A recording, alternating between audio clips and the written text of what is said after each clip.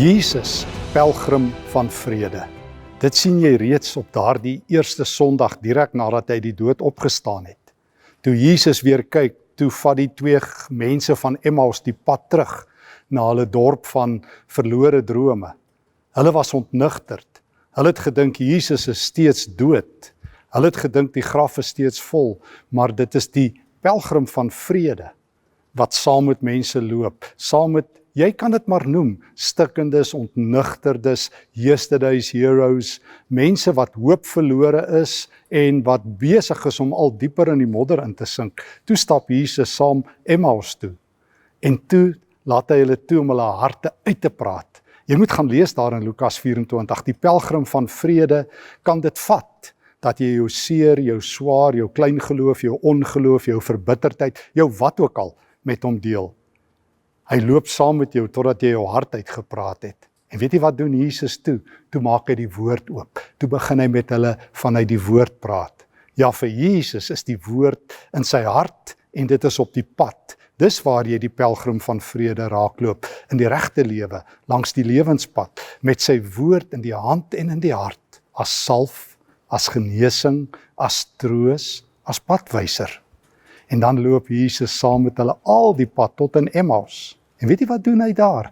Daar breek hy brood. Daar eet hy saam met die ontnugterdes. Hy eet hulle oë oop. Hy eet hulle harte sag. Die pelgrim van vrede, se vrede loop oor in 'n ete. Hulle sien Jesus se gekruisigde hande. Hulle sien die spykermerke en hulle glo. Jy sien, dit is wat Jesus doen. Hy doen dit nog altyd, hierdie pelgrim van vrede. Hy doen die vredesloop in 'n wêreld wat bekend is vir oorlog, vir geweld, vir magtige militêre heersers, waar geweld die boottoon voer. Is dit die pelgrim van vrede met sy vredesvlag, wat steeds besig is met sy opmars. In Jesus se weermag, as jy wil, is ons skape en is ons klein lammertjies. Maar maak geen fout nie. Hierdie is nie 'n esoteriese werklikheid vreemde koninkryk nie. O, dit is 'n koninkryk wat met 'n opmars besig is tot aan die einde van die dae. En dit is die pelgrim van vrede met sy vredesvlag, wat selfs voor sy kruisiging vir Pontius Pilatus in Johannes 18 vers 36 gesê het, ek bring vrede, my onderdane veg nie.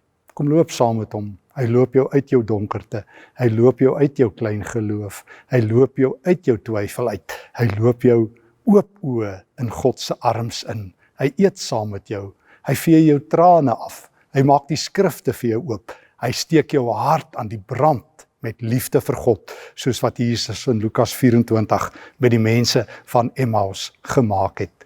Kom ons vra Jesus dat hy saam met ons sal loop. Here Jesus, ek roep U aan as die prins van vrede, ek roep U aan as die pelgrim van vrede, vul my lewe met U hemelse vrede, in U naam. Amen.